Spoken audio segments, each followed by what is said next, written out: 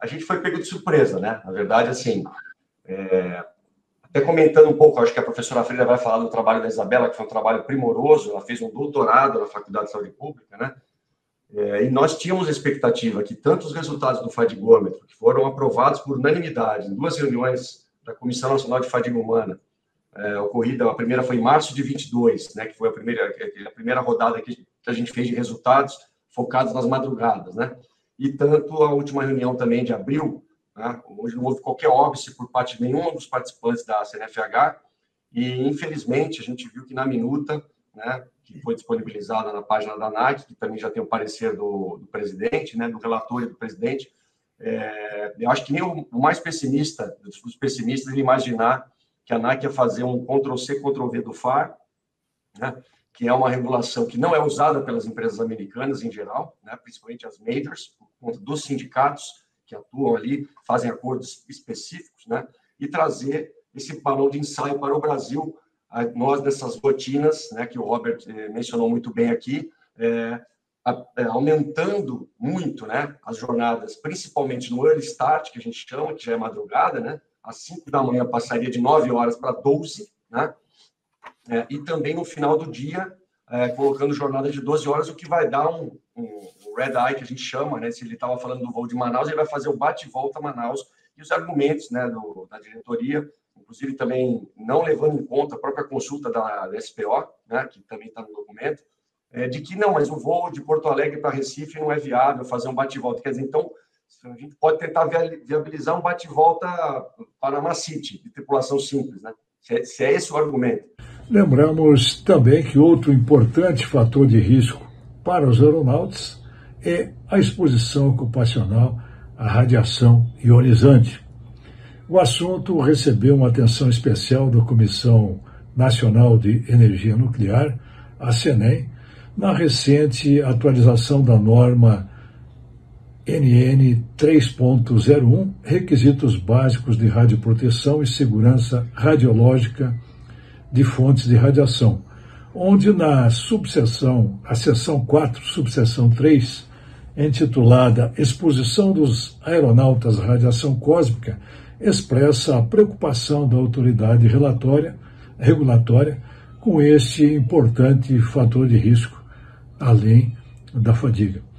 Aguardamos que a ANAC também acolha as opiniões de todos os setores envolvidos e que as normas brasileiras sobre a fadiga resguardem o nosso valor número 1, que é a segurança operacional ou a segurança de voo. Mais uma vez, meus parabéns ao Capitão Bob e ao Canal Asa por mais essa importante contribuição à segurança dos transportes aéreos. Boa noite a todos. Então, concluindo, se fala muito só em segurança de voo, e justamente o comandante Ruas, ele, de forma muito clara, ele falou da radiação, poderia falar de outras coisas, além da pressurização, da postura, né, etc. Então, a saúde do aeronauta, ela está associada também com as jornadas de trabalho que levam a maior sonolência, a uma queda do alerta, a pessoa não se sente bem, ela tem uma vida social muito afetada, etc. Então, esses aspectos da saúde raramente são levados em conta. É como se... se é um problema só de sonolência e alerta, nós vamos resolver com o gerenciamento da fadiga.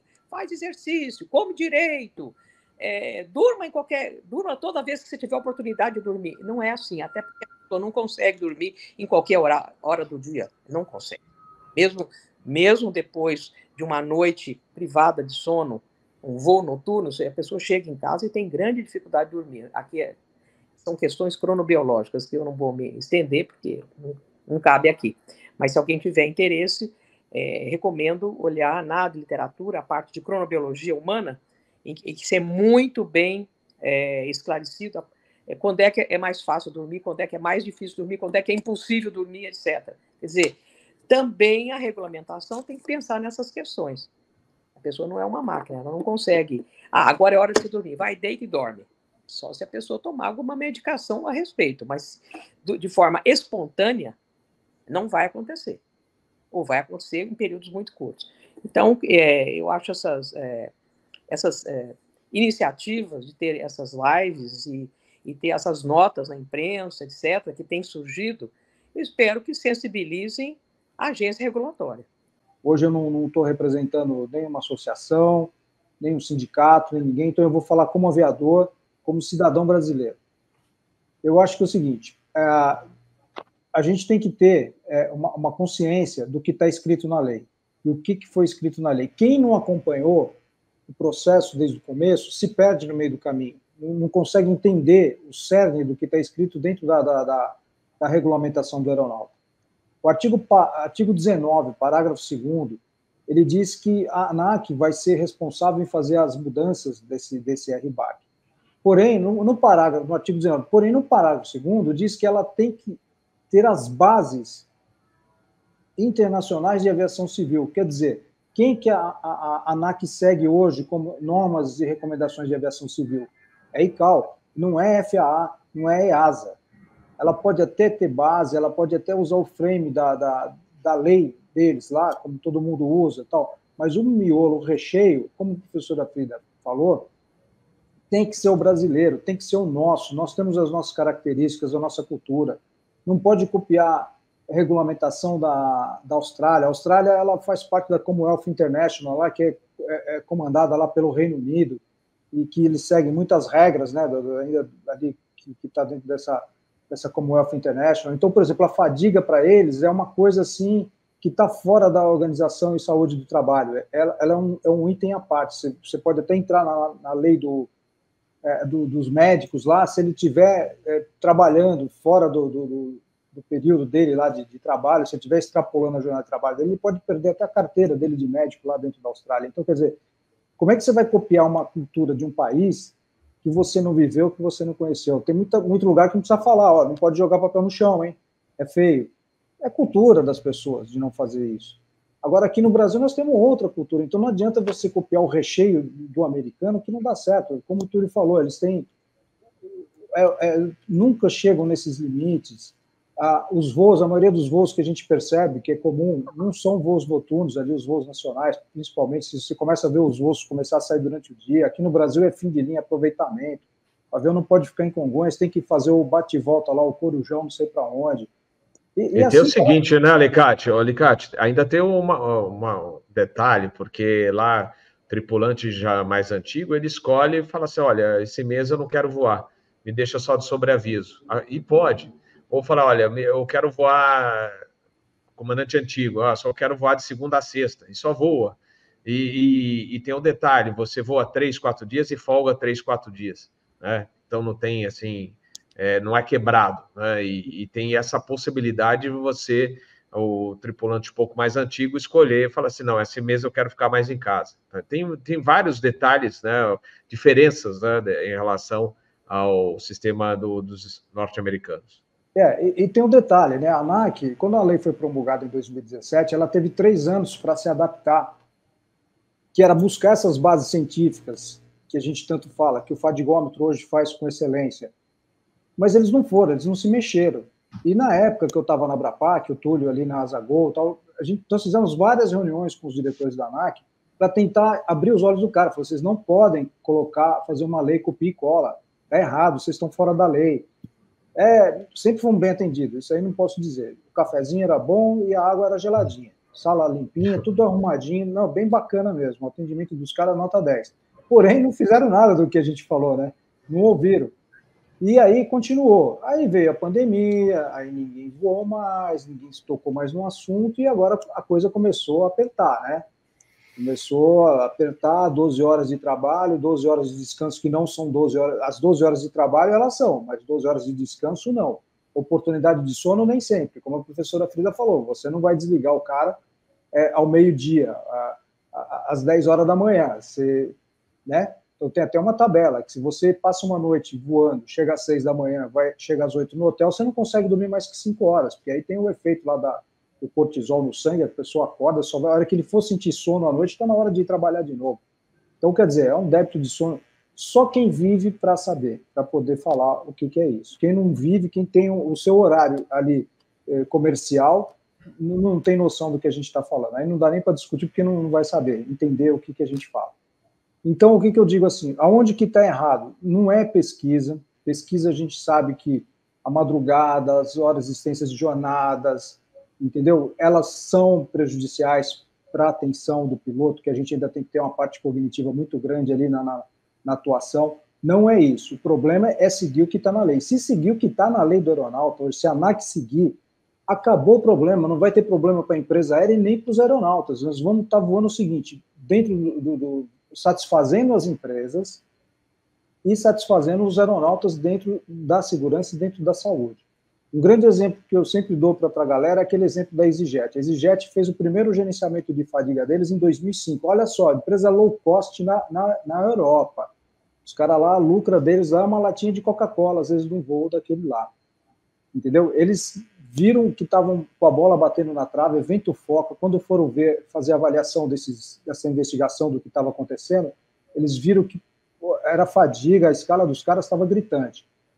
Resolveram, junto com a CAA lá do Reino Unido, né, fazer uma avaliação. Tudo que eles iam fazendo durante o voo tinha acompanhamento de algum inspetor deles lá, cientistas, né, pesquisadores junto, tripulação a mais no voo para estar assumindo, se fosse o caso. Eles faziam uma mitigação de risco para fazer uma extrapolação de jornada para fazer esses testes.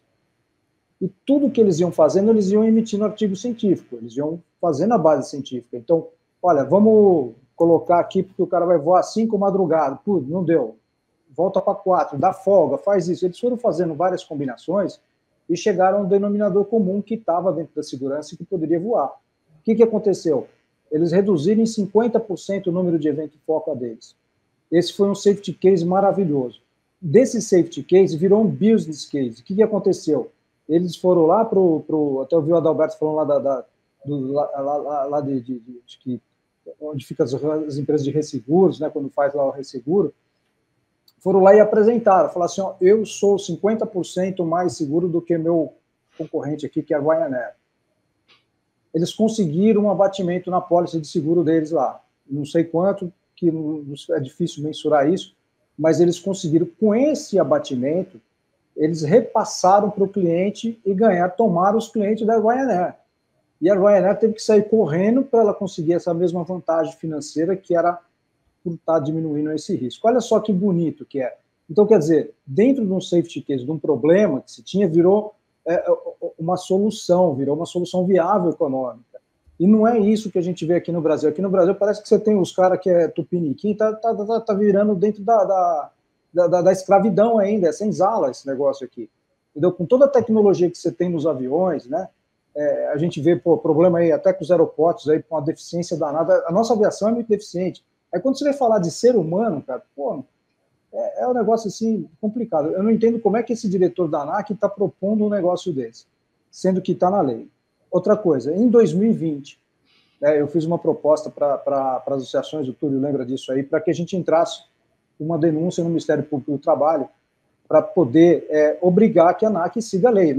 Ninguém está pedindo mais nada, é só obrigar que a ANAC siga a lei. Aí, por motivos óbvios, as associações de empresas elas não podem se manifestar, preferem não se manifestar. E a Abrapac ela poderia fazer isso porque ela é uma associação independente. Nós fizemos. É um rolo danado, ninguém entende nada de lei. Até para interpretar uma lei, a gente vê uma dificuldade muito grande. Então, aquilo foi para Brasília, virou caso foi um rolo. Até hoje está acontecendo lá. Os caras estão discutindo o que vão fazer com a lei do aeronauta, que eles dizem que tem que suspender o RBAC porque ele é inconstitucional, a briga é essa, né?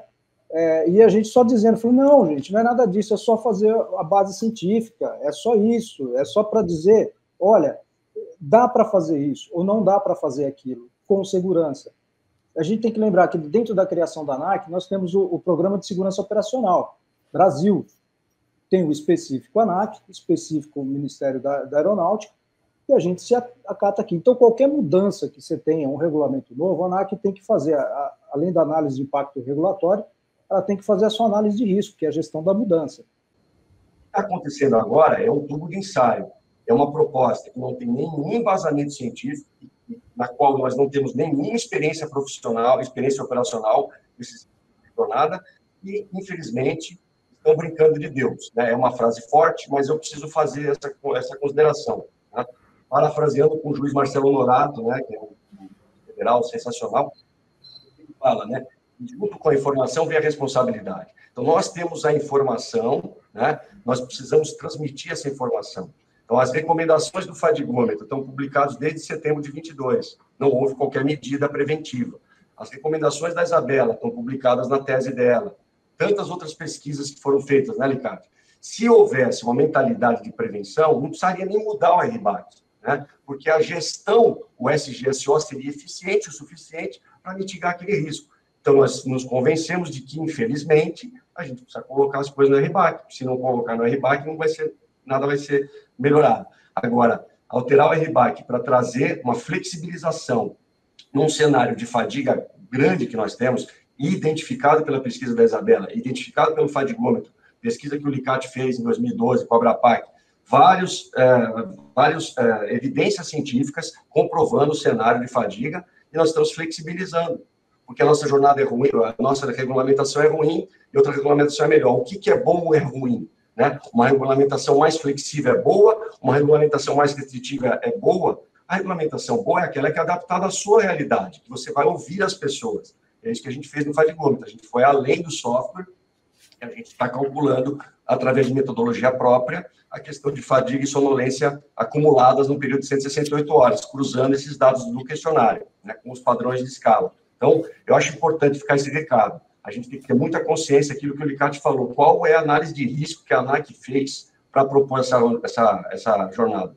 Se o SPO entregou um modelo, né, que a gente viu ali na minuta, o SPO entregou um modelo, e ele simplesmente, não, esse modelo não serve. Ah, tinha outras questões de monofolga que a Isabela detectou, early start. Não, isso aí também não vai ser muita prescrição. Vamos trazer o FAR 117, Ctrl-C, Ctrl-V de novo, né?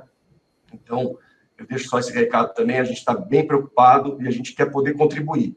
Como o Licati falou, a gente quer empresas competitivas, empresas que sejam otimizadas, né? Então, a gente vê, às vezes, uma jornada mensal de 150 horas, com 50 e poucas horas de voo, né? Então, o processo de otimização ele tem que ser mais bem feito. Com esse RBAC, se ele entrar em vigor, nós vamos aumentar muito o early start, que ele vai procurar essa solução, e nós vamos aumentar muito essa madrugada. Esses 14% que a gente tem hoje, de 19%, certamente a gente vai ter muito mais o red eye que a gente fala, né? Que a gente vai expor muito mais o risco, né? Tanto em operação de pouso e decolagem no OCO, que a gente chama, né? Que é entre 2 e 6 da manhã, tipicamente. É impressionante, como o Roberto Campos dizia, né? O Brasil não perde oportunidades de perder oportunidade. Nós estamos aí reclamando de que os tripulantes têm um cansaço, vivem em fadiga e tudo mais, vocês têm estudos demonstrando isso, e a gente traz uma regulamentação que ainda piora a situação. Mas nós temos aqui no Brasil uma Justiça do Trabalho extremamente atuante, um Ministério Público do Trabalho extremamente atuante. Esse caso tem a ver com o risco público, porque os tripulantes correrão risco, os passageiros correrão risco, tá certo? As empresas correrão um risco financeiro aumentado, porque todo mundo pensa num acidente, mas não precisa de um acidente. Um tripulante cansado pode cometer um incidente, e o custo financeiro dele também é ruim para uma empresa aérea. Portanto, eu acredito que se houver realmente o que vocês estão fazendo aqui é sensacional, se aumentar, né, a consciência desse risco que essa norma vai trazer aos tripulantes para toda a sociedade brasileira, a empresa, para os passageiros, entendeu? E para todo mundo, eu acredito que vocês vão conseguir rever essa norma. Perfeito, Sérgio. Bom, professora Frida, professor Frazão, comandante Túlio, meu querido Licati, uma saudade danada de você, boa noite para todos vocês. Não tenho o que comentar, aqui estão os papas da fadiga do país, não tem absolutamente nada a acrescentar. O que eu quero acrescentar só é alguns comentários que eu vi aqui, né, no chat. Gente, pelo amor de Deus, não tem nenhum gerente da ANAC recebendo dinheiro para publicar isso. Você precisa entender que a gente vive num ambiente politicamente muito complexo, né? Porque a ANAC tem que regular uma atividade e se ela for rigorosa demais, o que vai acontecer é que as passagens de avião vão ficar muito caras, e se as passagens ficarem muito caras, vai ter menos gente comprando passagem, vai ter menos avião voando, vai ter menos gente empregada. É um equilíbrio delicado, é naturalmente delicado o equilíbrio. É óbvio que não dá para negligenciar a segurança, é óbvio que tem que se buscar as bases científicas. A professora Frida está absolutamente correta. Qual é a diferença entre você começar a fazer o voo às 5h59 ou às 6h01? Não tem absolutamente nenhuma né, mudança fática. Quer dizer, você efetivamente está num horário fora do seu horário padrão. Então, precisa das bases científicas, precisa ser bem estudado, precisa ser bem trabalhado, mas sempre lembrando que a ANAC está sujeita às pressões da sociedade como um todo, e não só a pressão dos aeronautas, né? A gente precisa sempre lembrar disso. Se a gente não tiver uma aviação competitiva, acabei de falar aqui, nós precisamos ter pelo menos uma viagem por ano por habitante no país, e a gente só vai conseguir isso se a gente tiver passagem barata. Então, é claro que não é só economizar na fadiga do tripulante que vai tornar a passagem barata. É óbvio que não é só isso, mas a gente tem que pensar nisso de maneira sistêmica, né? Mas é fundamental, e o Licati sabe bem disso, quanto que a gente debateu e discutiu isso lá na Modern. Nós tínhamos uma preocupação enorme justamente porque cargueiros voam à noite, ponto. Cargueiros voam sempre fora do ciclo circadiano. Como que você faz isso para garantir, né, que a segurança está sendo mantida? Isso é absolutamente fundamental. E, gente, lembra, né, a principal função do CEO de qualquer empresa aérea é dar lucro, né? Isso é fundamental. É o papel deles, é para isso que eles estão lá.